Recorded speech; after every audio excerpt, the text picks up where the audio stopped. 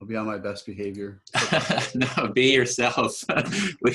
It's like you can say anything you want and be, anything you want within this process. There's no politically correct attitude here. So welcome. This is our Empathy Circle, and I would like to invite anyone to join us. We have these weekly Empathy Circles, and you can find out more about them on empathycircle.com.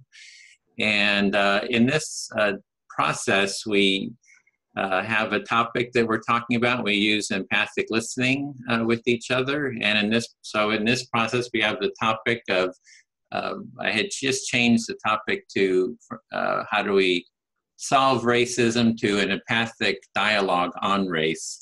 And we can also talk about anything that's alive for us, any questions we may have.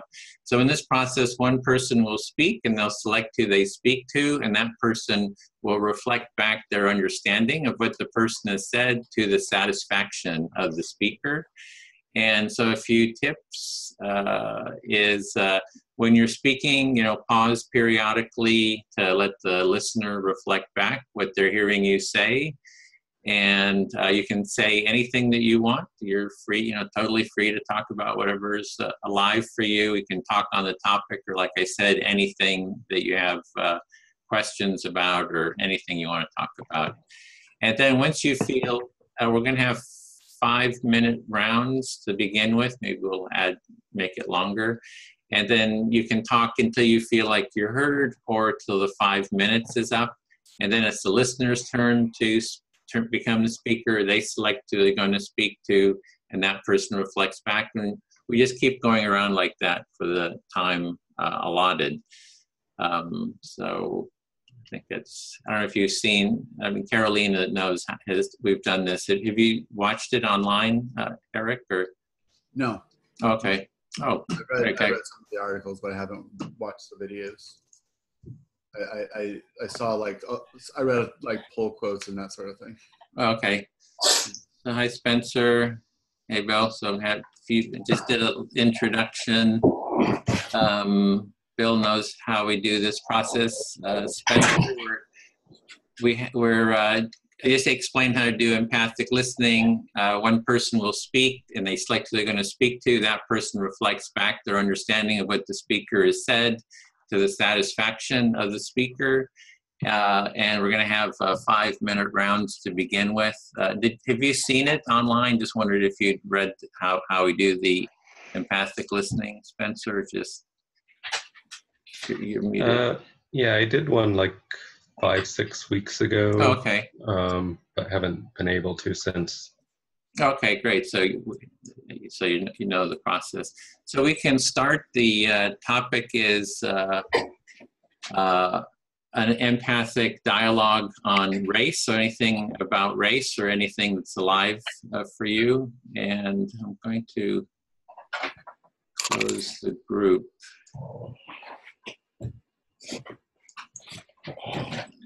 Lock the meeting. Okay, so who would like to start? In fact, I'll start, and I'll speak to Carolina, and I'll also keep time. Okay. So so the reason I chose this topic is I've just noticed there was several events here in my area on race. There was a movie that I went to last night, and actually Bill went as well. There's our congressman is holding 2 town halls on the topic, and then there was another event here. So this month, 4 events on race.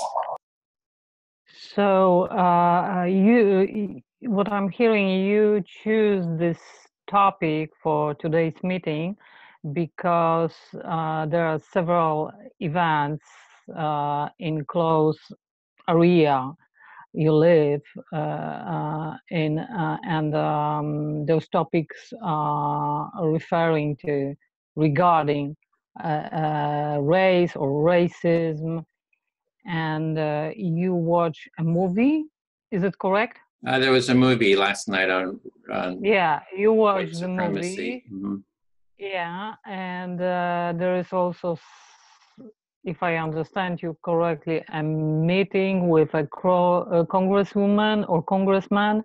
Yeah, two of them. About the same topic. Yeah. So you think it's good to talk about it. Yeah, and I do notice that we're all white here, so it's not exactly a diverse background group. Yeah. So that is a little bit of a flaw in this process. So I did go to the movie last night. I did make an announcement. It was a black church, primarily black church or mixed church, and I did make an announcement, but so it's something to work on in terms of getting more diversity to talk about this topic. So another thing you want to notice and mention that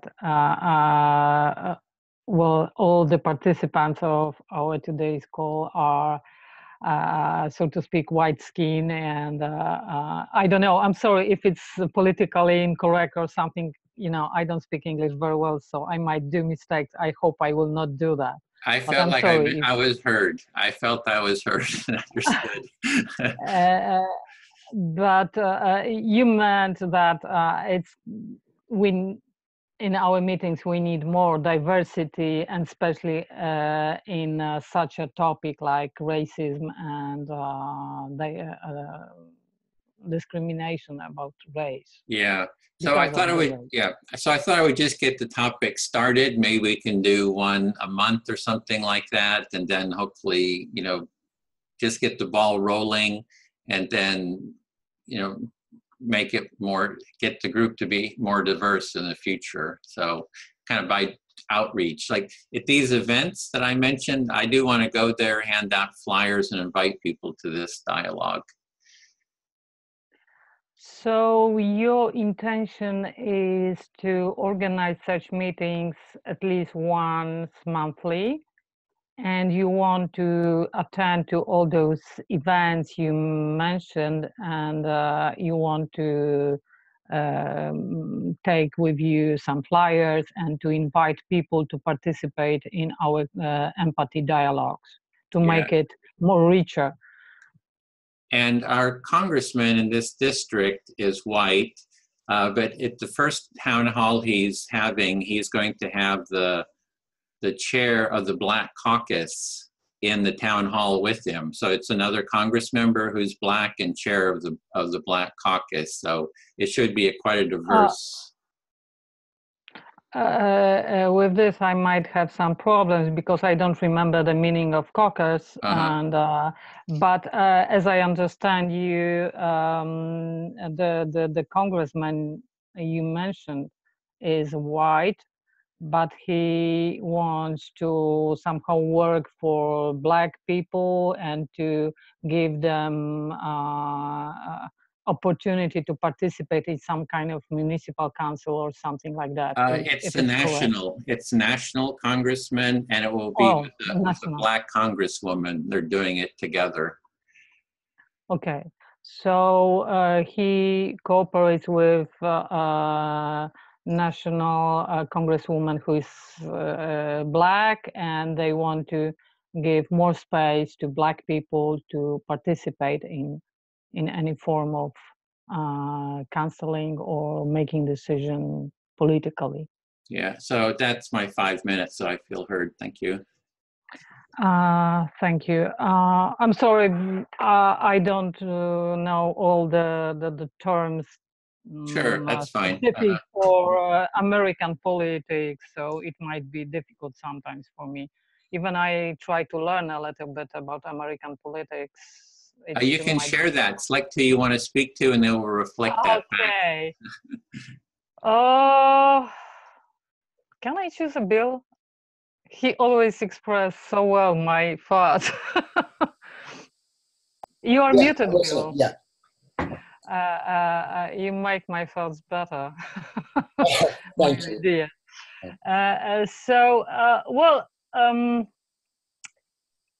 Well, okay, as I said, I might have problem with expressing some ideas of reflecting what you are saying, because not everything in American politics is clear to me. Sometimes I don't recognize some expressions or terms, it might be difficult.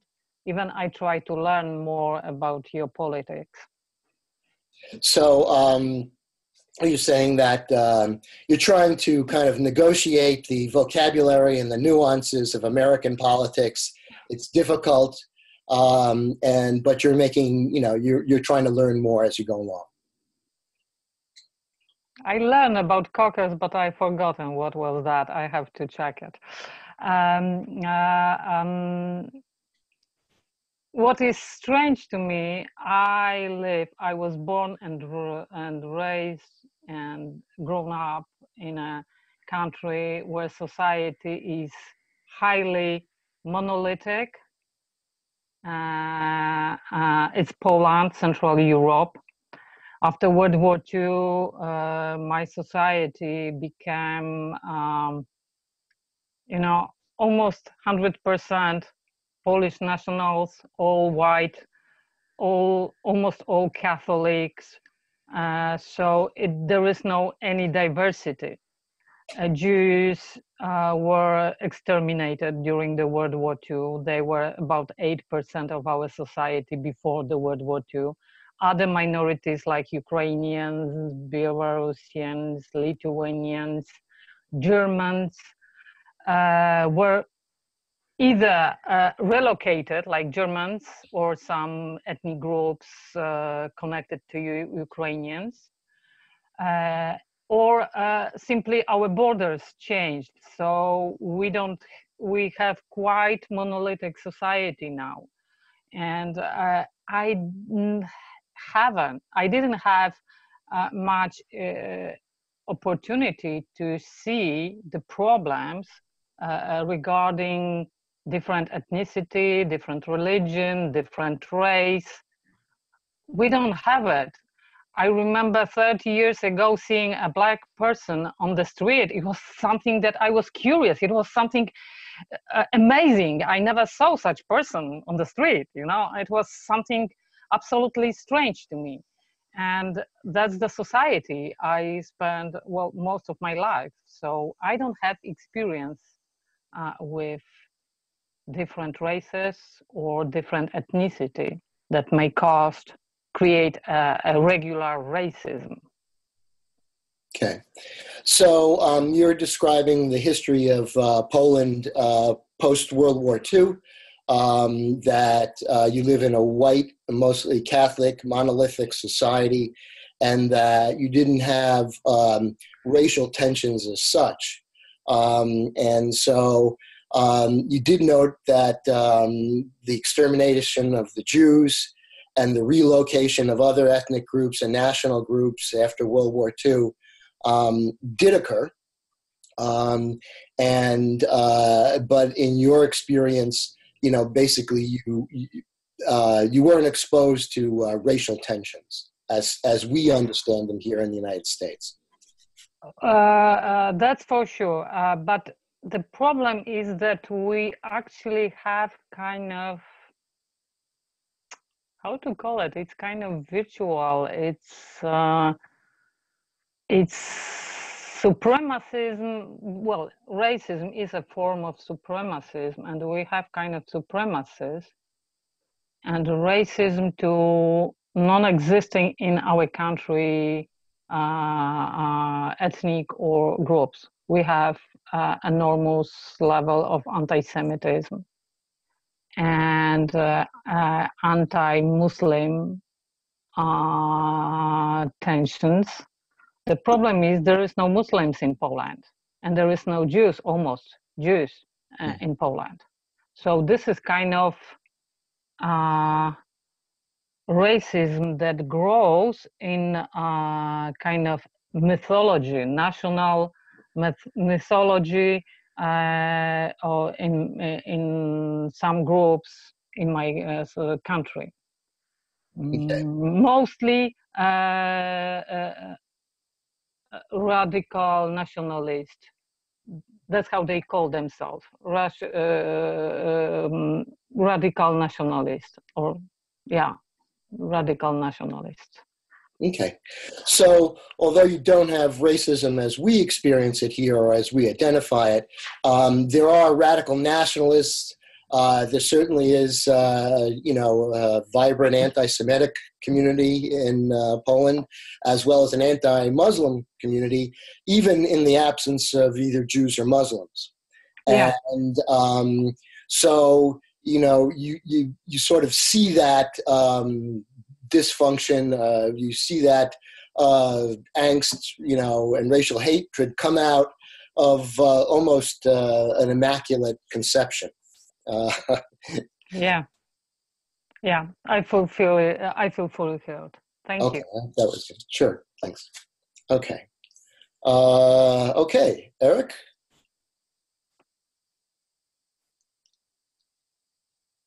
Sorry, I had my microphone muted. No problem. Hi, how's it going? So, So, Eric, Bill will speak to you, and you just reflect back what you hear. He has up to 5 minutes, and then once he's done, then it'll be your turn to speak to anyone that you want. Right. So all you do is just reflect back your understanding of what he is about to say. Okay, cool. Okay, thanks, Eric. Well,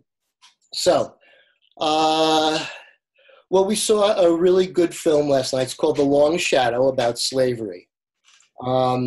And I, again, as I've said before, I'm a retired special education teacher. And so my students were white supremacists. I had kids from Afghanistan, Muslims, Jews, who accused me of anti-Semitism, by the way. I had a good laugh with their parents over that. And so I see it in more psychological or clinical terms, and I'll stop there and give you a chance to reflect, and I'll go on. All right. So your experience as so you saw the film about The Long Shadow, how the legacy of slavery still casts its shadow over us today. Mm-hmm. And you reflected upon your own experience as a special education teacher, dealing with a lot of people from various different backgrounds, from open white supremacists to refugees to Jewish children.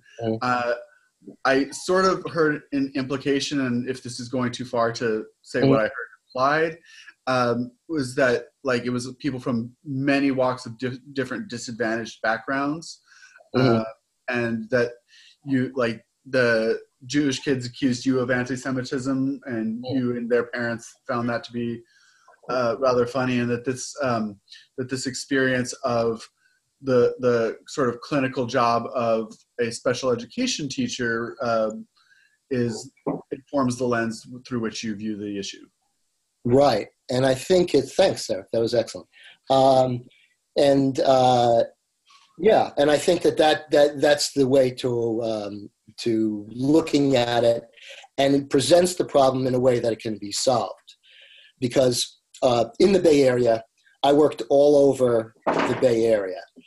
When I worked in San Francisco, basically the more, and I would just hesitate to say disadvantage. I mean, there was, because I was special ed, but I certainly wouldn't want to say that because you're in a particular group, you're disadvantaged. I just want to put that out. And I don't think that's what Eric was saying either, but I just want to make it clear. Okay. So in areas where more urban, then I've got, more African Americans and Latino and, those types of disadvantaged kids. And then I moved out and I worked in a place in the suburbs where there were a lot of poor whites, and I saw the same pathology. By the way, just again, as I've said before, I saw the same pathology in very privileged white kids whose parents were in these high-powered jobs and could not give them the attention that they needed.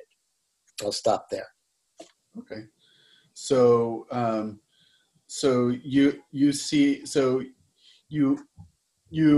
wanted to clarify about the disadvantaged backgrounds, because you saw that there were kids from what we would normally think of as an advantaged background who also had similar issues because of a lack of close connection with their parents, who were like so career focused that they didn't have as much time to give to their to devote to their children, and that that the background of the people shifted depending upon, I'll shorthand it to say zip code, Right. where like a more urban zip code had more African Americans, and more rural zip codes had more white kids, and that, is that Right. correct?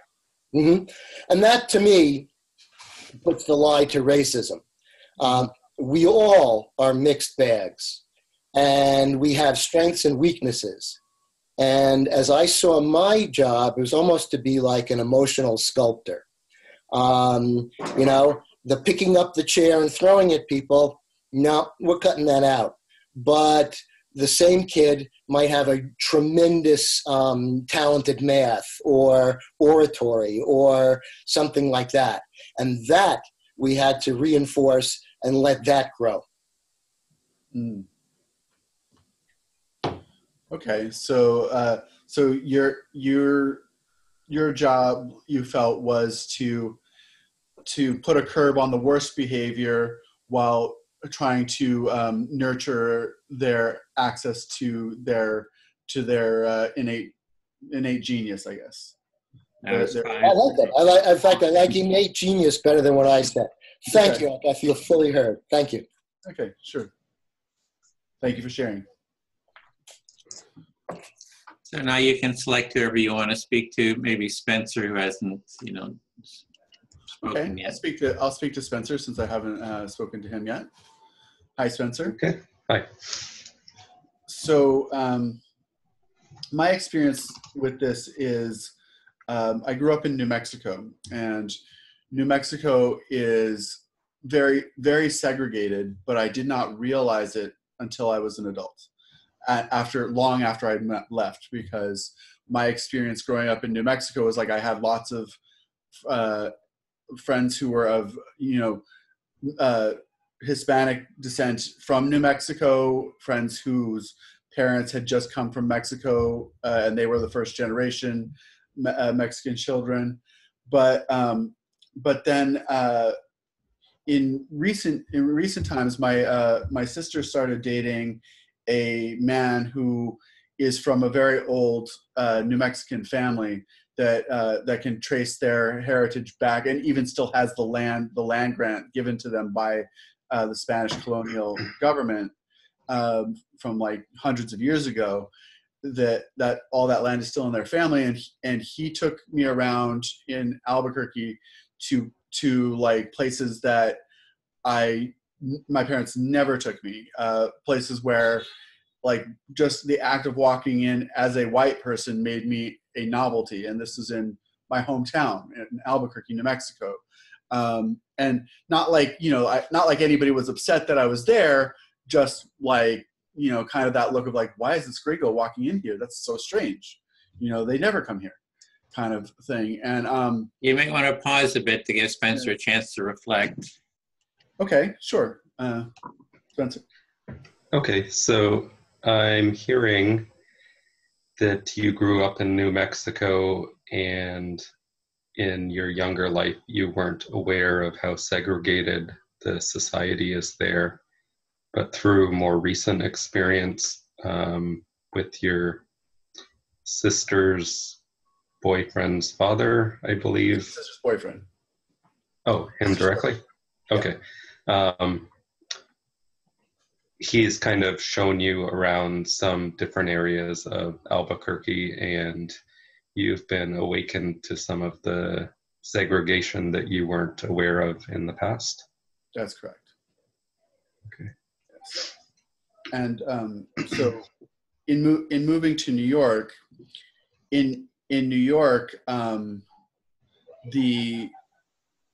the racial tension is far more just in your face. Like, it's just right there. Like, people are much like in New Mexico, people would make racist jokes like in that way of like, we're a bunch of white people together, it's safe to make these jokes kind of way. But in New York was the first time I really experienced it, people saying like openly racist things to people directly, and just being just blatant and open about it.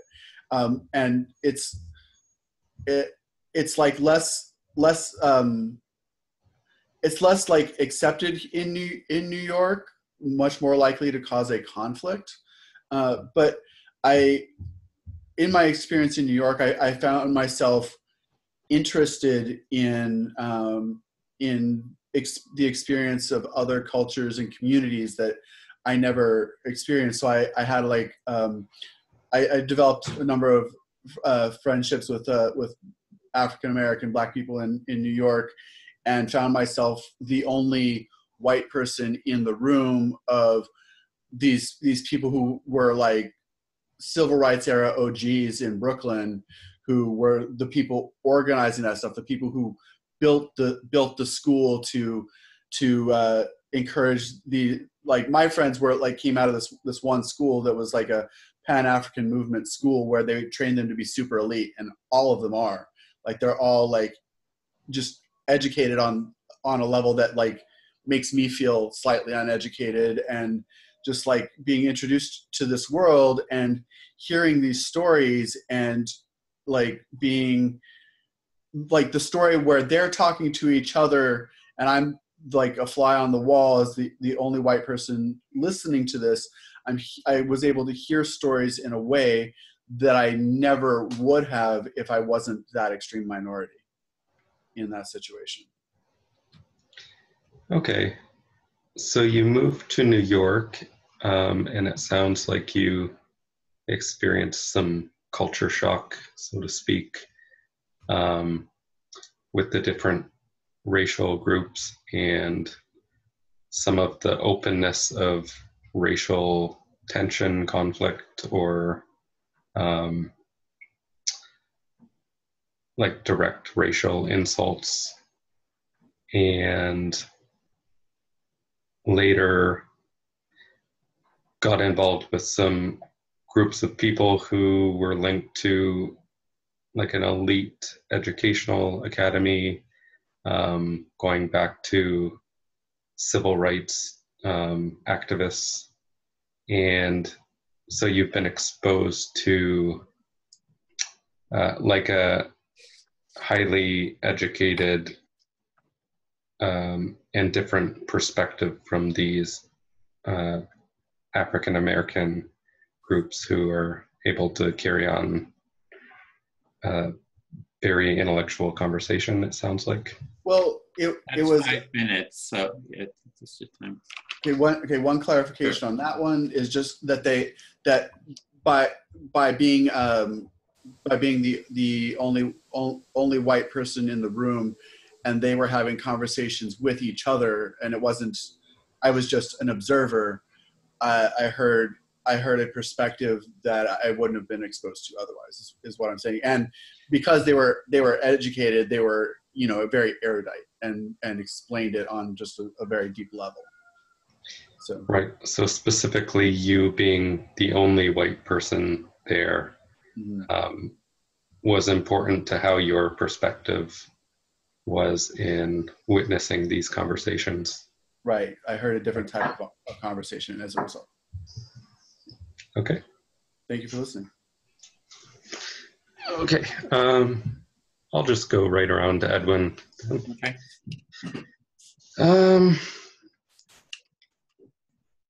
I related quite a bit to what Eric said in a sense, because I grew up in a small rural community, and it was essentially like all white people.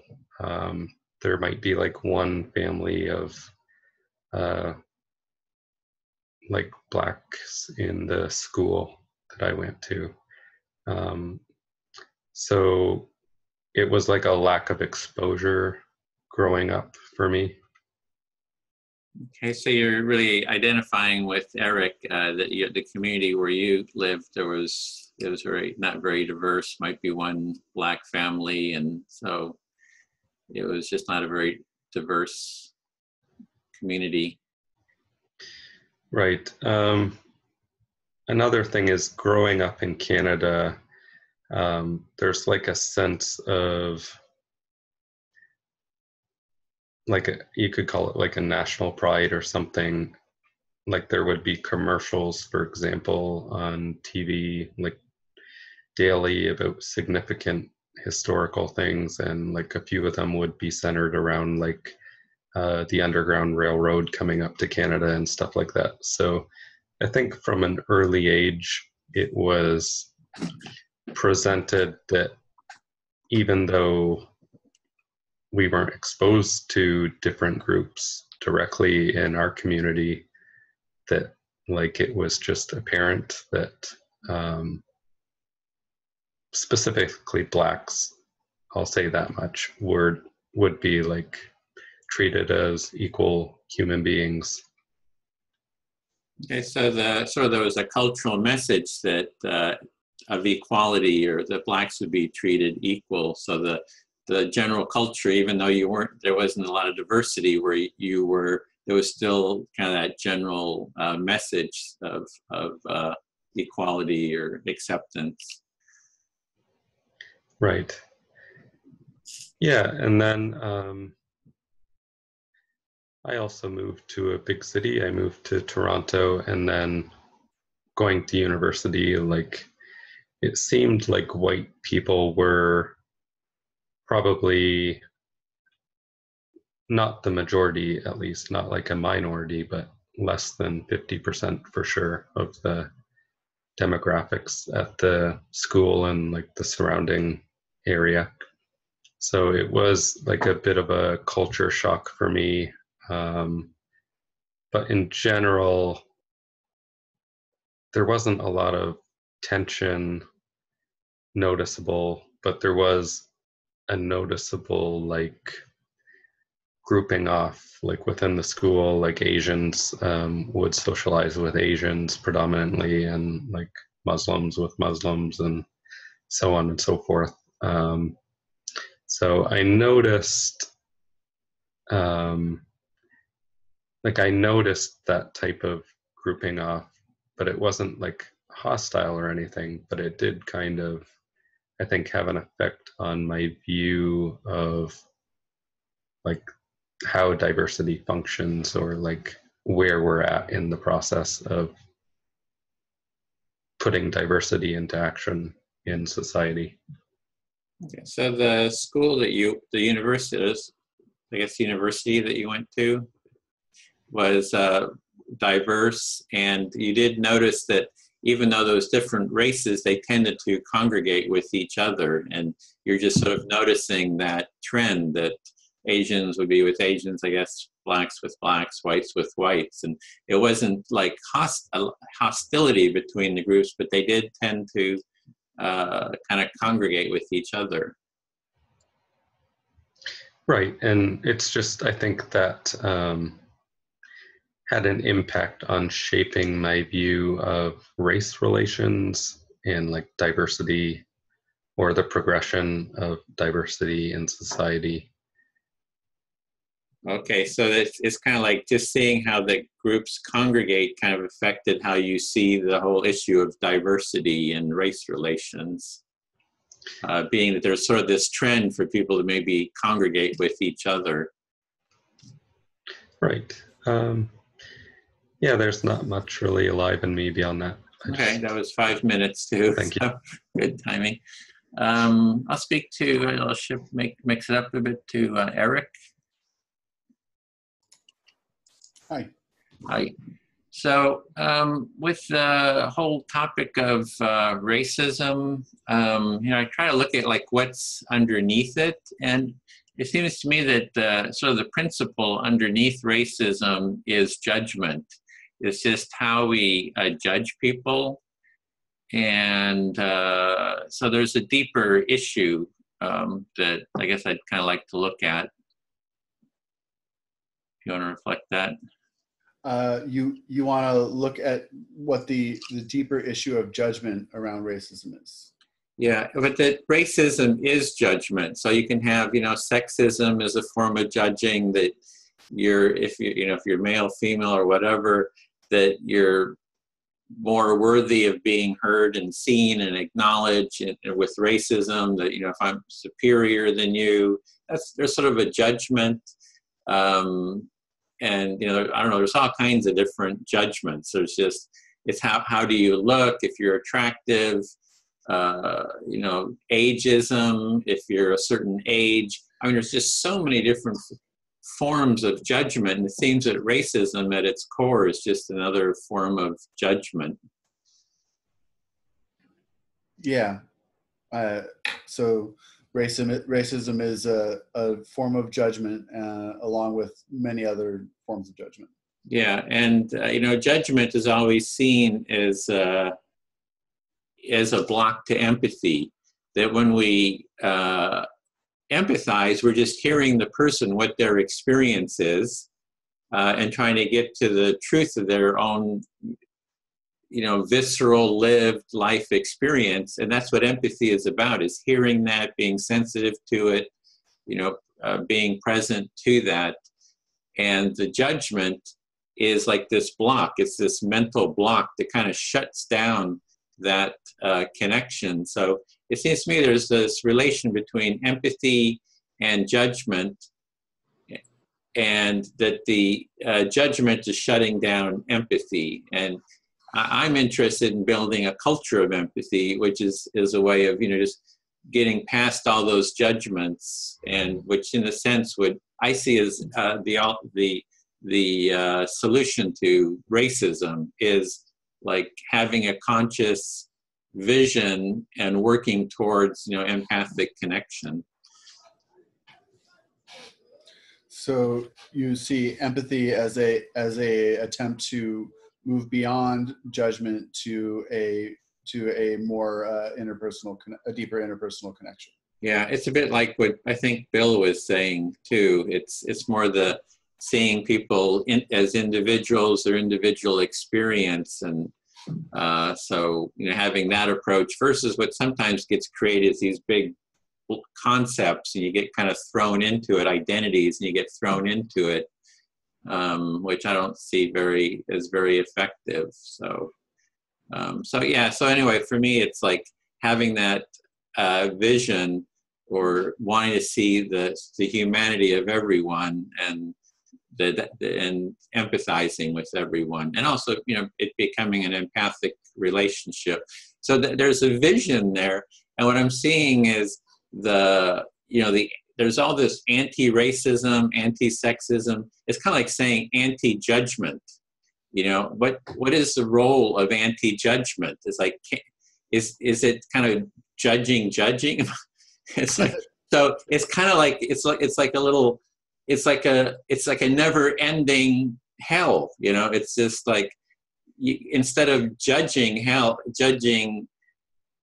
judgment, let's empathize with judgment. Let's hear what's behind the judgment. So, and it's kind of a lot, but yeah, that really hits home for me. That puts something I've been struggling with recently very, very well. The cycle of judging judgment, and all of I hear about all the effort and energy going into the judging judgment and the resistance, rather than stepping back and saying, why is this person being judgmental? What in their experience informs this judgment? Yeah, I have a lot more to say, but my time is up, so I feel heard. All right, thank you. And so do I go again because it was my turn, or we're done? I can't hear you, you're muted. Yes, you just keep going, select who, we're trying to give everyone an equal turn, more or less, so you can choose, but it's your choice, whoever you want to speak to. Okay, I will speak to Carolina. Okay, I'm trying. I'm so listening.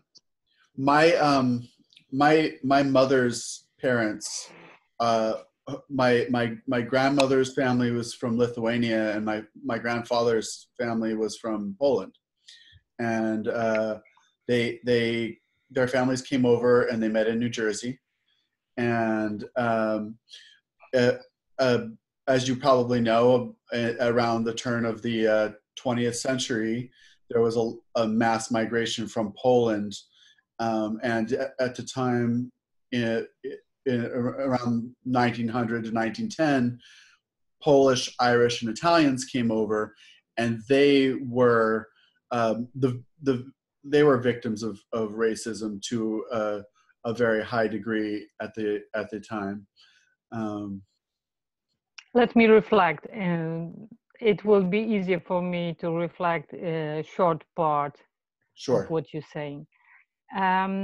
So you mentioned that your origins are from Central Europe, actually Lithuania and Poland, and your ancestors came from Poland and Lithuania on the turn of 20th century, and there was a huge wave of immigration in the period of 1900 and 1910, I suppose. Mm-hmm. And actually, there was a very specific phenomenon that those groups of immigrants became kind of they found themselves in very they were discriminated somehow in America, so they were in kind of racism situation. That's Yes. how I understand. That's how. Yes. That is correct. We had there's like a whole tradition of Polish jokes, but that they're called Polak jokes, which is Polak is the derogatory term for a Polish person in the United States, and these jokes were based around being stupid, and as the generations grew on and we got to my place, they didn't offend me. I didn't care, like whether you made a joke about Polish people or not. They were just, a part of the group of mean jokes that were out there. But my uncle is still very offended by them. So apparently, when he was a young man, it was much more of it hit much closer to home for him than it did for me one generation later.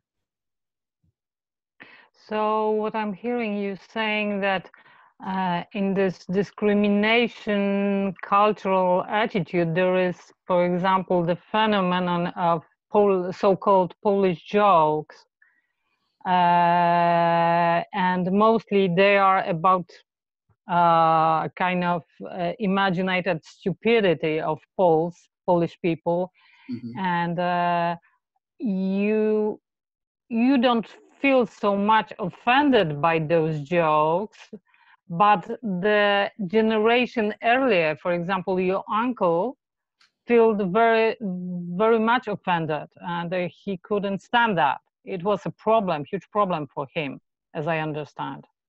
Yes, that is correct.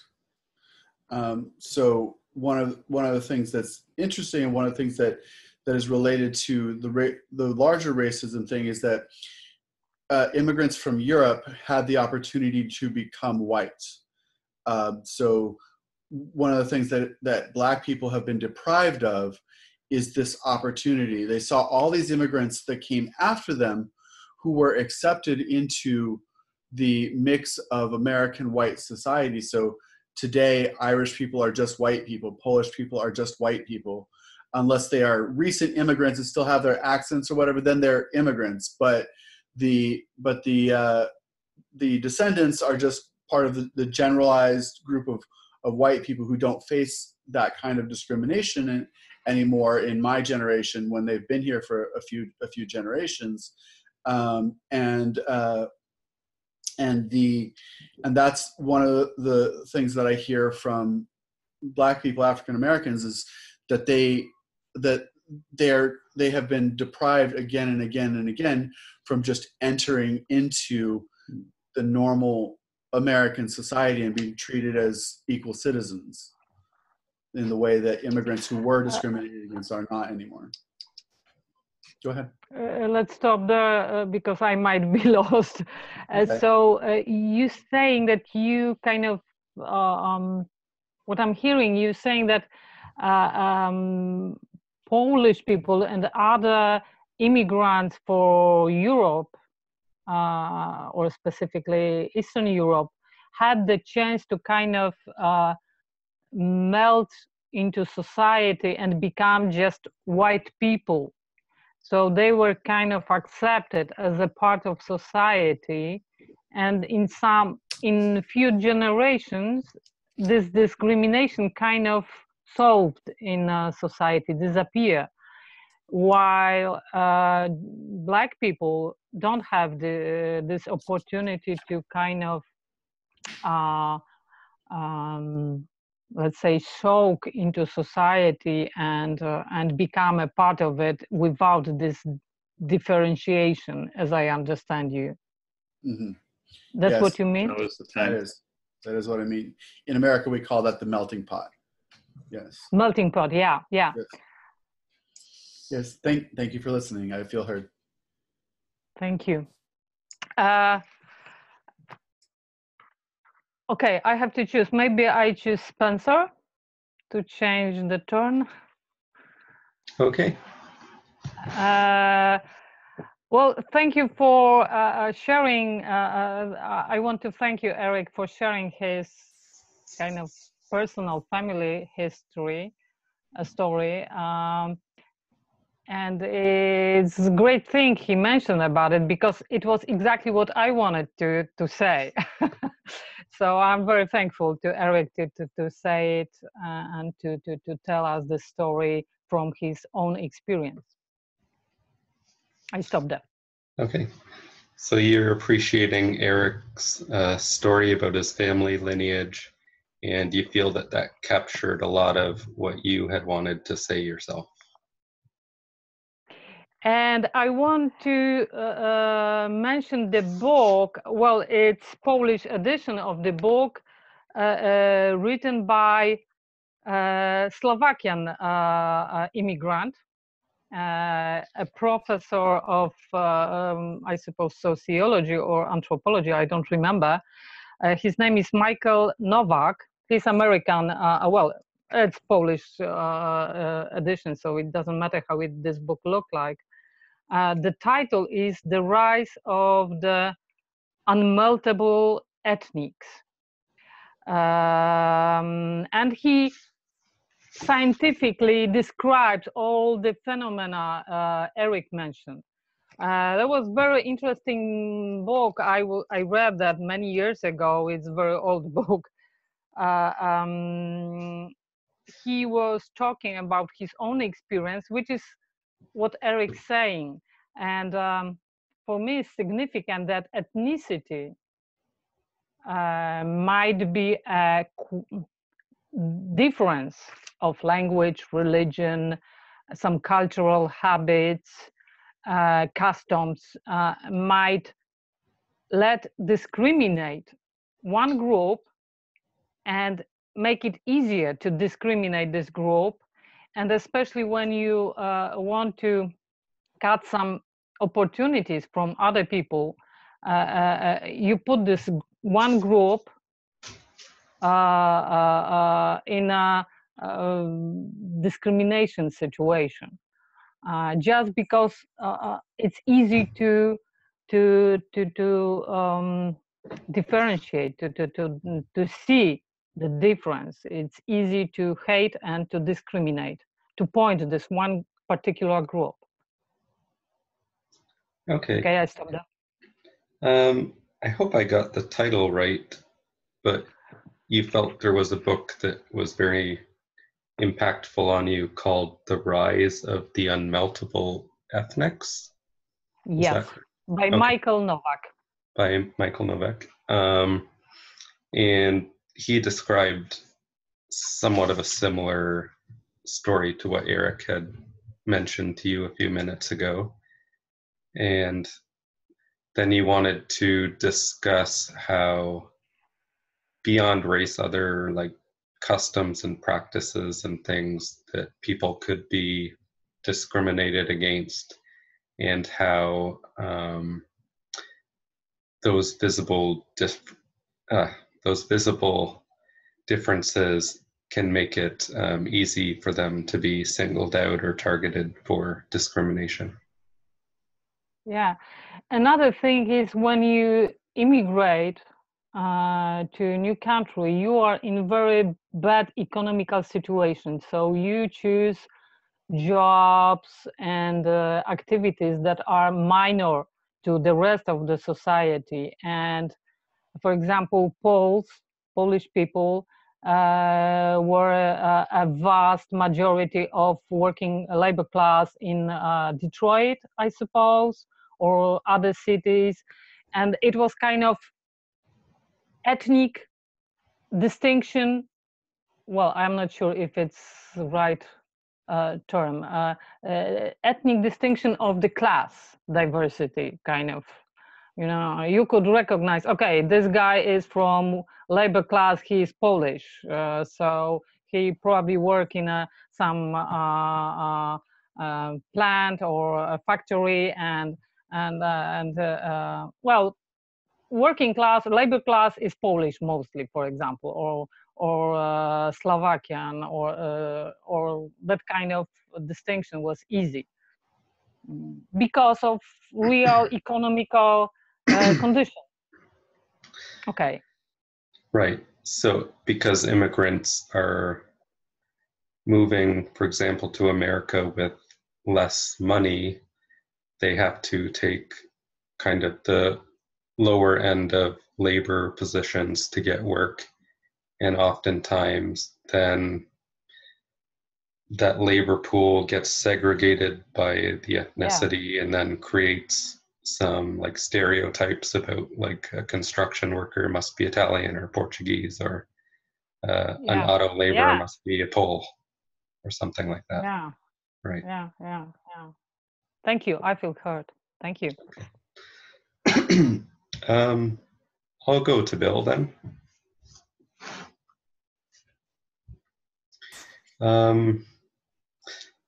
Well, I'm kind of remembering a book that I don't recall the title of, but when Eric was talking, I did feel some encouragement about the way, for example, Irish or Poles who would have been discriminated against like 100 or so on years ago have now been adopted into what we kind of just call like whites. And this book in particular was more about how Christian denominations went from being like the Protestants antagonistic toward Catholics and vice versa, toward where more modern, like Christians form a coalition for political or other reasons. And so I felt some encouragement about the fact that while there still is a lot of prejudice, it's much more broad, or it's not so defined by like minute characteristics like Pole versus Irishman or something like that. Like whites are generally accepting of whites as a class, which is, all things considered, at least more inclusive on the whole. Okay, so you also parallel what Carolina was saying about the groups that can't join the melting pot, and that in your experience there used to be clear divisions, like between white Catholics and white Protestants, and there was quite a bit of angst around that. And now you find that these narrow differences are not emphasized so much, and you see that as an example of possibly increasing tolerance. That was excellently stated, Bill. Yeah, so for example, the topic today is more racism than like broad discrimination. And in a sense, while it's still a huge issue, it is a step forward that for example, race is generally like a visible, stark contrast between groups, whereas in history you might have like two people living on opposite ends of the town who to a stranger would look like brothers, but one goes to like a Methodist church and one goes to a United or something, and they might never want to speak to each other. So in a sense, it's encouraging to see like we're getting to like really broad criteria for discrimination as opposed to like very small in groups. So again, you're reinforcing the idea that we are less focused on narrow differences, and more or less, there still certainly is racism, and it's still a problem, but it's not based upon minutia between closely affiliated groups or people. Right. I think that's all that was speaking to me, so I feel heard. Thank you. Okay, thanks. Okay. All right, I'll go to Edwin. Okay, listening. Okay.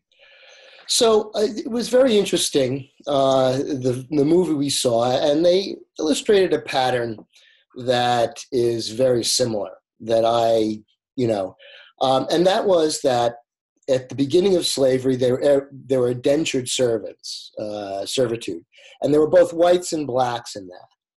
And that actually, at a certain point, the whites and the blacks banded together to try to advocate for change. And then the richer whites found out that if they enlisted the poorer whites against the blacks, then the poor whites at least would not feel on the bottom of the of the totem pole, and so therefore they can enforce the racism of the blacks. And I'll stop there. Mm-hmm. So you're just mentioning in the film how initially the poorer blacks and whites actually were working together. They were indentured servants. They had a lot in commonality. And then that was maybe as a tactic by the wealthy to sort of split them apart and make the poor whites superior as a way of maybe creating divide and conquer and maintaining sort of the power elite. Right. And this has been a strategy of oligarchies throughout history. And certainly another example was, and I don't know if it's really, I've heard various people with this quote, but essentially it was Andrew Carnegie watching the strikes and the riots, and then the Pinkerton, the policeman, and he kind of turned to a friend and said, I hire half of them to fight with the other half. Mm-hmm. So that whole divide and conquer is just sort of this ongoing approach to maintain power. It's like the wealthy, or at least in Carnegie, was hiring one group to fight the other and actually fermenting this conflict. Right. And I think we need to dig deep, as I think other people have said here, to really get at judgment and things like that. But also the parallel goes on today. In the United States, we had the Dred Scott decision, where a slave who went to a free state said, I should be free. And the Supreme Court, in one of the most tortured, worst decisions in history, said, no, you're not free. And then we have Citizens United, in which essentially the Supreme Court made all of us individual Americans second-class citizens by saying that corporations are people too, which is like, do you have a bank of lawyers as an individual citizen? Do you have like an advertising department as an individual citizen? No. So essentially, it made Americans economic second-class citizens. I think you're saying that there's been a couple Supreme Court decisions that have made people second-class citizens. The Dred Scott case, where even if you're in a free state, that you weren't free, and then Citizens United, that giving personhood to corporations. So that I guess you're addressing the Supreme Court is causing? Well, I'm saying that these are the tactics that the ruling class will use, regardless of ethnicity, by the way, will the rule to try to split the people who are being oppressed. And in this case, racism is real and needs to be addressed, but also it's underpinned by economic subservience. We are economic second-class citizens, according to the Supreme Court. So there's a difference between the wealthy and the not wealthy, and that the wealthy are using different means like the Supreme Court, et cetera, to make people second-class citizens, as well as divide, maybe support and racism as well. So there's this division, the wealthy and the class distinction. That's also a big issue. And I wouldn't necessarily just say the wealthy, because we're all mixed bags. And the wealthy, just because you have money, is not a moral judgment, in my view. But it's the people who have power and seek to use that power to control others and hinder their growth. And then I'm good. Okay, so it's more about people just who have power and are using and wanting to maintain that power by hindering other people's growth and dividing others. And so it's kind of like that's like a block is people just trying to hold on to their power. Thank you, Edwin. I feel fully heard. Okay. Then I'll speak to, I guess, Spencer. Okay. Okay. Yeah, so what was coming up for me, I made some notes, is just a picture of Ferguson, when Ferguson happened, and there was just this police line, and then, just the conflict between the police and, the Black community, and just the anger and the militarization. So I'm just having that picture come to mind. Okay, so you're bringing up that you've had this image of the Ferguson conflict with the Black community versus their perception of like police oppression, that's been awakened in you through this conversation. Oh yeah, that's what's coming to me. And the part is, because I keep advocating for the empathy, even got it on my shirt calling this the empathy circle, is that there's a lack of dialogue there. It's like the police and the community were not dialoguing. The police were not saying, hey, let's have a dialogue, we're here to listen. The Black community was like past that point, they're frustrated. So it's just a lack of dialogue there. And it's like, how do we change that? How do we, there seems to be no group that's like the advocates for empathy and dialogue that is being activists, like going in there. And that's what we've been doing with the empathy tent, going to these difficult situations and saying, we really need a culture of empathy. We need somebody to stand up for empathy and dialogue. And basically what we're doing here, like slow down, everybody gets heard, and can we bring the police? Can we bring the city government? Could we bring the Black community, the white community, the different communities together and actually have, like dialogue and be kind of teaching these skills and practicing these skills? Right. So you're thinking to that image of Ferguson and noticing that it was kind of like a hostile atmosphere, and there wasn't like a dialogue taking place, and you're hopeful that there can be some group to advocate bringing groups together in dialogue rather than in the hostile environment. Yeah, and that's what I've been trying to do, and trying to work towards that. And it's like there is not a huge amount of support for it. It's amazing. It's like everybody wants to sit and fight. Somehow this fight is going to solve the problem, and it just seems to perpetuate the problem. And there does not seem to be an assertiveness in terms of being assertive to get people to sit down and dialogue with each other. And I mean, I'm sure there's a lot of stuff going on in the background, but it's like not up in the front foreground. The community's not seeing it, and there's not like an assertiveness, you know, to it. And it just seems like that's what we need is, or at least that's what I want to work towards, is like a more assertiveness that this is what needs to happen. This is what the solution is. And damn it, let's, let's do it. Right. So you've formed the empathy circle model, and you've been working on that for a while, and you're noticing that it hasn't gained as much support as you would like, and that what kind of dialogue is taking place isn't at the forefront. It's more hidden behind the scenes, and what's apparent to the public is more like the hostile or the grandstanding type of politicking stuff.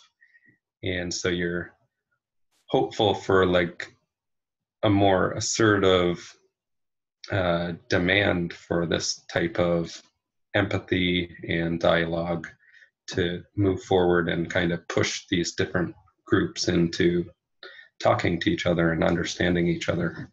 Yeah, exactly. And it would be, I could imagine if we had like 5 or 10 empathy tents, we would have set up like right there at the police line, pop up the empathy tent, set up the chairs, you know, have our signs like, okay, we're here to dialogue, you know, we're here to listen to begin with, you know, we're willing to listen to you, just empathically listen. And then once people feel calm enough and more grounded enough, then, you know, we can support them in mutual dialogue. So that's sort of my dream, you know, kind of action plan. So. Right. So you're imagining that in that situation, if you had enough people and resources to be there with like 5 to 10 empathy tents, for example, you could have facilitated calming these different groups down and letting them express themselves and hear each other and work things out, or at least get on that process of doing so. Yeah, I feel heard. Thanks. Okay. I will go to Eric then. Hi. One real quick. Something happened where you moved further from your mic and now you're quieter than you were before? Oh, okay. Thanks. Uh-huh. How's that? Still a little quiet. I can hear you, but it's quieter than you were in the beginning. Okay. I'm not sure what I can do. There you go. That's better. Okay. Yeah. All right, great. So I did kind of recall something that came up earlier when Edwin was speaking. I think that was to you actually, about like the root of racism being the judgment and the lack of empathy. And so, which I agree with that. But one of the thoughts I had prior to joining the call today was kind of a lot of these group discrimination issues, and particularly with how Carolina described like apparent visible or otherwise visible differences are the easiest to target out for discrimination. I was noticing earlier, thinking about like, I think there's a large fallacy that's perpetuated about economics, which makes people prone to fearfulness of, you know, opening up their society or their community to more people or new people, and, you know, groups that are visibly different are the easiest to kind of put up walls against, so to speak, because, you know, they're the easiest to recognize as being new or different. So okay, so your volume was variable there, so I'm having to strain to hear a little bit. Okay. But now it's back. so you're saying that like some of that judgment is rooted in economic insecurity. If I let more people into my community, there will be a smaller piece of pie for me. Is that what you're trying to say? Yeah. And then also like the easiest way to kind of protect your share, so to speak, is to recognize the simplest differences in people, which is generally race, but it might step down to like other things than that following.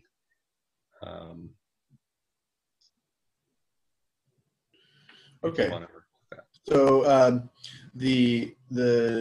there are other things other than race that determine who is in the group. Is that correct? It's more that if you want to protect your share and keep other people out from getting to it, the easiest way to recognize like someone new coming in who's a threat to what you have is like a physical difference, whether their skin is a different color or whatever it may be, but generally like race. Okay, so one of the easiest ways to separate your group from another group is superficial appearance, and that's right. And so we just kind of cognitively fall upon those superficial differences when determining who we empathize with and who we don't empathize with. Right. And so I think like a major hurdle we need to get over is this concept of like a fixed pie, so to speak. Like there's, 5 pieces of pie, and if someone takes 2, that means someone doesn't get theirs, for example. Whereas like truly the economy is like a growing pie all the time, and welcoming more people in is welcoming them to help create more pie for everyone. And I think if people could get that concept, and if particular like political or social groups weren't kind of committed to pushing the fallacy of the fixed pie for like political reasons, then people could understand that like immigrants or people with different backgrounds are an addition to society rather than a threat to like what we have already.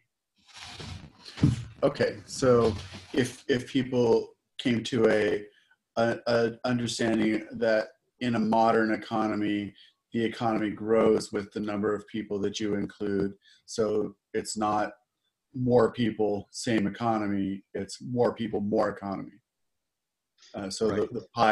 the pie grows in proportion to the increase in the number of people who need a piece of pie. Yeah, that's right. I think that's the point I wanted to get across. But also I noticed your mic was a little staticky, so I'm wondering if it's maybe your connection on your end that's buggy. I'm not sure, because you're the only person that's had the variable sound levels. They're both little probably, Spencer, yours is kind of going in and out. I don't know if you're got a lapel mic or what, but the mic volume kind of is automatically sort of shifting, as well as Eric, yours is a little staticky. So I think it's actually 2 separate issues. All right, I'm gonna unplug mine and replug it. Sometimes that fixes the staticky issue. Okay, well, I'm heard, so go ahead. Okay, is that better? So far. Mm-hmm. Okay, so there's a lot to unpack for me with. Who are you speaking to? Oh yeah, that's a good question. You, Edwin. Okay. Yeah, so there's a lot to unpack with a lot of things that I heard about, corporations as people, the growing economy, the growing piece of pie, and something that I've been thinking about a lot is when the Black Hills were turned into a reservation for the Sioux. They took a nomadic hunter-gatherer people and said, okay, this is your land where you can develop agriculture. And they gave them this land that was not arable. They gave them like one of the most rocky places. Like, it's terrible for being a farmer. So they took people who were not farmers and put them on a piece of land that was not good for farming. But in addition to that, they also calculated the number of acres required to support the existing population. And so that created this problem of, how do we have children on this land? You gave us enough land for the people who are alive now to subsist, but not to grow and increase. Mm-hmm. So there's a lot of things you'd like to unpack, and just one topic is about the kind of the raw deal that the Sioux got. They moving this group that was hunter-gatherers to agricultural, that giving them bad land as well as not giving them space to expand. So just, kind of got a bad deal, or just not, it's even worse than a bad deal. Yes, exactly. But while I mentioned the Sioux are an example of a larger thing related to how we perceive land, because I think that what a lot of political decisions, like political leaders who are trained in who have a higher level of education than most people do, and are trained in politics in a way that most people are not. They look at things from a long-term perspective. Like, if you read Julius Caesar's notes, he starts out fighting a group called the Helvetii, which he believes, should they be allowed to accomplish their goals, that they will be a rival to Rome one day. So they are currently when he starts out his campaign in Gaul, they are currently a people who are moving into Gaul to create a larger nation that he sees will eventually become a rival to the Roman people, even though they're asking him for passage because they're moving further away from Rome. So they're trying not to have a conflict with Rome, but Caesar decides to resist them and fight them at every turn, because he's looking 100 years down the road for when they have an established nation and when they could potentially be like, a rival on the level of Carthage. So there's, wasn't quite sure I got that, but that there's sort of leadership being able to look at the long-term effects. And for example, Caesar was thinking for the long term about this group, and not just thinking for the immediate short term. And I wasn't sure if you're saying that there's leaders who aren't doing that, or here. No, I'm not talking. Sorry, I'm not talking about the leaders specifically.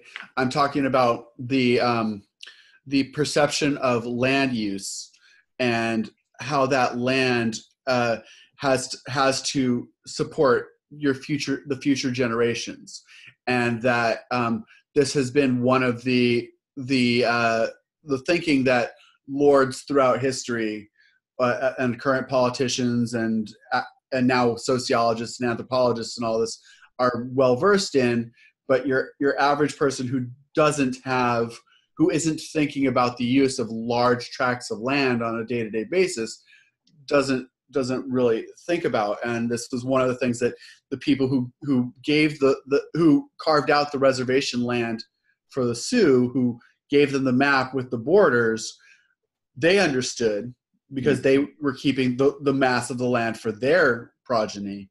And the Sioux leaders understood, because they understood that they were being given this small scrap of land that made it difficult to increase. And going going into what Spencer was saying about the increasing pie, we've seen these political difficulties around that land use, where the last generation's mentality of land use informs the current generation's thinking, while technology increases the potential for yields. But we've had this extractive economy outlook where we just take from the land without thinking about what we're putting back into the land for future generations. So now we're seeing depletion of topsoils in the Midwest, which was the most fertile soil on Earth. Soil depth of like 8 or 9 feet, and now a lot of that soil is being washed away.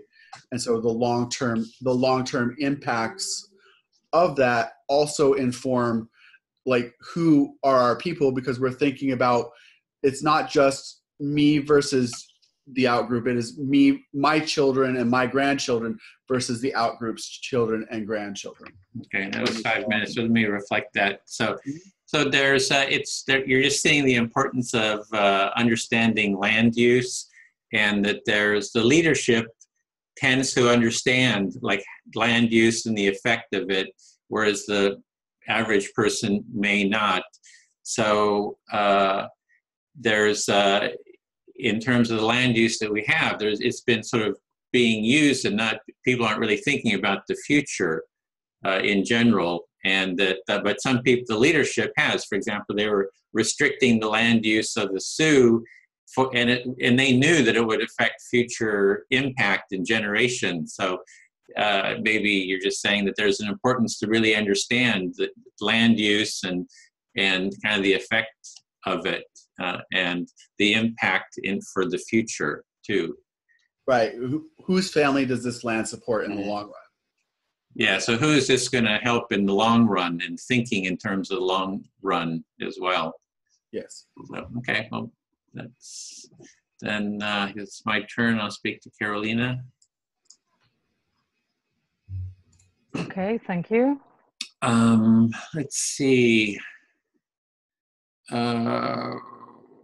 Yeah, there's, I guess I just keep coming back to building this culture of empathy, really, that's sort of the solution to the kind of the racism problem and to a lot of these problems. So again, I'm going to bring it back to that vision of a culture of empathy.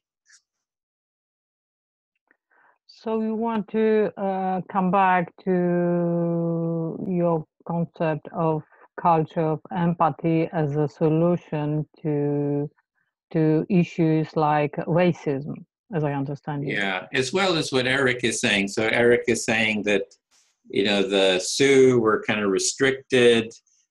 There was not a real sense of, and given, bad land and etc. So there was not a sense of empathy with the Sioux, like, what is it? What are their needs? How are they feeling about the situation? And there wasn't sort of a negotiated, empathic, mutually empathic solution reached. It was just like sort of power over. Yeah. So you referring to what Eric was saying, and you see that in this situation Eric described was kind of lack of communication, dialogue, and seeing each other needs. Yeah, as I understand. And agreement. I'm sure. I don't think the Sioux really agreed to that. They're probably just forced, at the point of a gun. I would imagine. I don't know the story, but I think that's probably what happened. So there was no dialogue and finally any agreement, but just, raising the conflict in some way. So maybe they could have said, hey, let's build a culture of empathy, and we'll sit down and kind of work things out. We want everybody to feel, kind of like happy about, agree to how we're going to relate to each other. So that would you think, yeah. So you think that it could happen different way, as I understand you, if people who are engaged in this situation would sit down and try to establish an empathy dialogue and try to hear each other, and it might create a culture of empathy and resolve the situation, the problem. Yeah, as I understand. As well as the part about the future, like, in terms of global warming, land use, the depletion of the soil. That's like a lack of empathy for future generations. It's not like thinking, what's the future going to be dealing with, like with the global warming, with all this, the refugee problem that we have right now, issues are probably going to be minor compared to what could be caused by global warming, and Bangladesh and all these other countries just kind of being flooded, as well as the economic hardships that it's going to be huge. I mean, the impact. So you see, what I'm hearing, you see the very same attitude in environmental issues or other kind of issue that might affect future generations, and it's kind of attitude, lack of empathy to further generation in our present attitude. We don't try to we deal with as I understand, we deal with refugee crisis, but we don't realize that we actually also have not enough empathy to form a generation. Right. We don't care. Yeah. So in general, that's just a a lot of people think about their kids. I'm just generalizing. Yeah. So I feel so. So you're saying that everybody thinks about his or her own kids, but we don't think about it in general, in kind of creating a general perspective or general view on those issues. Yeah, I feel heard. Okay, thank you. While listening to, okay, I have to choose somebody. Well, let's choose, I don't know, who wasn't speaking for a long time. I'm not sure. I think Bill has spoken this. Okay, so I will speak to Bill. Okay. A lot of ideas came to my mind when I was listening to all of you, and I like the approach Spencer talked about. He kind of pointed the economical situation as a kind of important element of discrimination, race discrimination or ethnic discrimination. And I would go deeper. In general, on kind of philosophical level, it's about scarcity of goods or any services. If there is any form of scarcity, lack of some goods or services, you have to choose who get those goods and who doesn't. And that's where race differences, quality, a kind of imagined qualities, different, help to choose. Okay, we give those goods, we prefer some groups, and we discriminate other groups. That's make it easier. But the beginning is in scarcity, in lack of some goods and services. That's what I see. And another thing is simple economical competition. That's how our economy is built. It's built on the competition and permanent raising. I'm not that fan of growing pie, because I feel it creates a kind of environmental crisis, this growing pie we want to share with each other, but it's impossible to grow unlimitedly. We have to kind of build sustainable economy, and we have to share with smaller amount of goods and, let's say, services. That's what I think. But still, the problem is that if we have, oh, sorry, I talked too much. Okay, I'm sorry. I have to stop. Okay.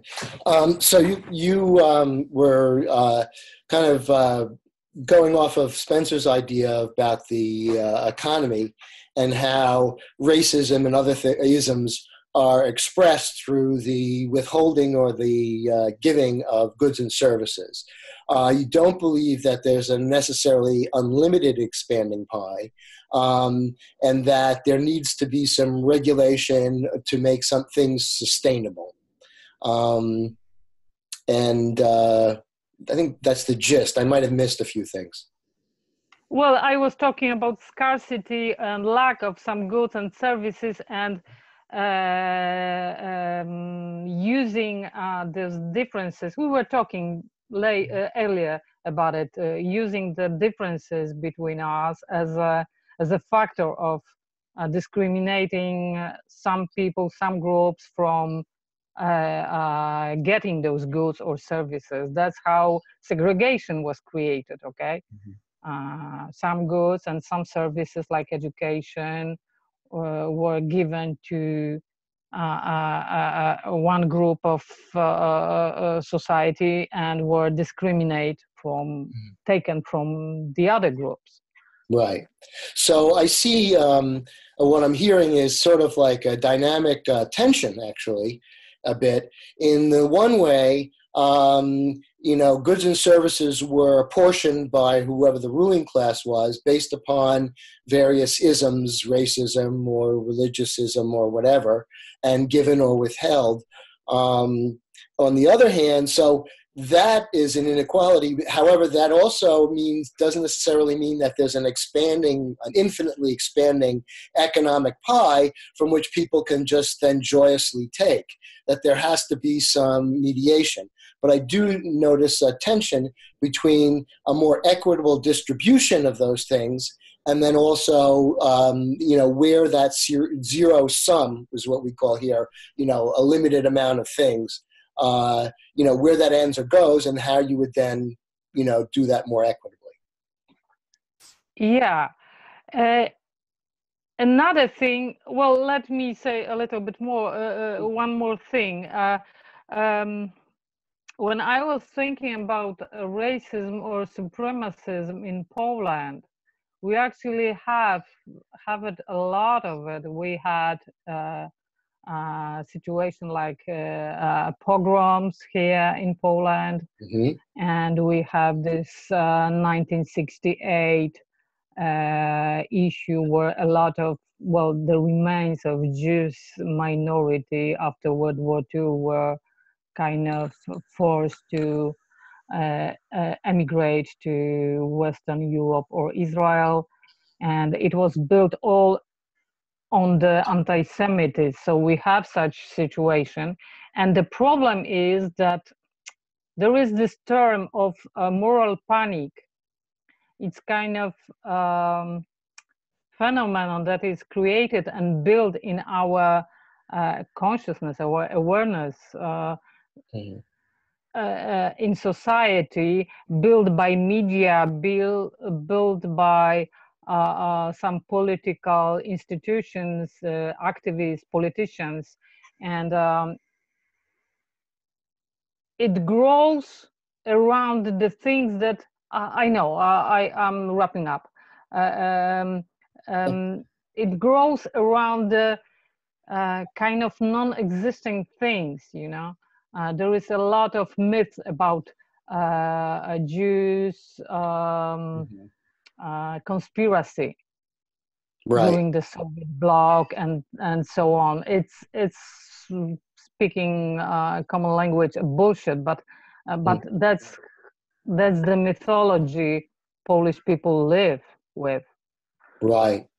So you're contemplating the sort of false narratives that place blame and almost mythological evil powers on any outgroup, the Jews in the case of Poland, and it just builds out of it almost seems the media supports it and things like that, and I sense that you just don't quite understand why. Well, it's a term of moral panic. People simply afraid of some situation, and so it creates the whole situation. So the impetus is then the creation of this moral panic, and from that, once you have people in moral panic, you can sell them anything. Yeah, thank you. Okay, thanks. Thank you. All right, let's see. I don't think I've talked to Spencer yet. Oh, no, well, okay, yeah, okay, talk to Spencer. Okay? Okay. All right. Well, I want to talk to Carolina's issue of this sense of moral panic. And one of the things I worked with kids who, quite frankly, in families, I mean, they were wonderful. I don't mean to, paint them with a broad brush, but there were also some very, very dark people and things that happened. And in that anger, what I found, and it, and I think, I think there's support in this. People, they're so angry, and they're so this and that. And what I felt, they're not angry, but we've been around for 3 million years as a species, about 250,000 as, our present iteration, biological iteration. And for all of that time, for 99% of that time, we relied on each other. If we lived in close-knit groups, and even if there were like tribal, it wasn't that they were perfect, but even if there were tribal wars and things like that, you still you intimately relied on the people around you. And I believe that that's hardwired into our DNA. And I believe that the ugliness and the outrage comes from the absence of those connections rather than fundamentally we're evil. That it's the absence of that connection and community and support that then creates this outrage. And all I can say is that in my 37 years, when you were able to, create some of that community, then kids got better. I'll stop there. Okay, so you wanted to continue off what Carolina was saying, and you drew on experience with some, I guess, kids in your classes or in your experience who had like anger and some dark history or dark details of their family life around them. And then what you're recognizing is that helping to create community for these people is what helps them to then release that anger and kind of flourish more. And you're recognizing that evolutionarily, like we've always been like a codependent or interdependent species on community or in groups or however you would term it. And so you find that when we lose connection to that interdependence and connection with a community is when kind of the dysfunction appears in people, or the anger or the angst or the things that result in issues in society. Yeah. And, and that's why I believe so strongly in the, the empathy tent and the mission, because that's exactly, that's the choice, to create a culture of empathy and inclusion. And then I'll just end, and then going down the road of judgment, I will quote Groucho Marx that leads to I would never belong to a group that would accept me as a member. Okay. So, yeah, because of what you mentioned earlier about people needing these connections in order to flourish, is behind your support and enthusiasm for the empathy circles and bringing people together, helping them connect. And then you had a humorous aside about group preferences. And that's where judgment goes. Ultimately, the point of that joke is that judgment goes to self-hate. When you're judging and judging and judging, you essentially, because we are people, it comes to self-hate. Right. Judgment becomes like it turns in on ourselves and becomes self-hate. Thank you, Spencer. I feel very heard. Great. Are we wrapping up now for the last 15 minutes? Yeah. Good. Do you feel, everybody feel good? And does anybody need to say anything? Like, we can wrap up then. Okay, then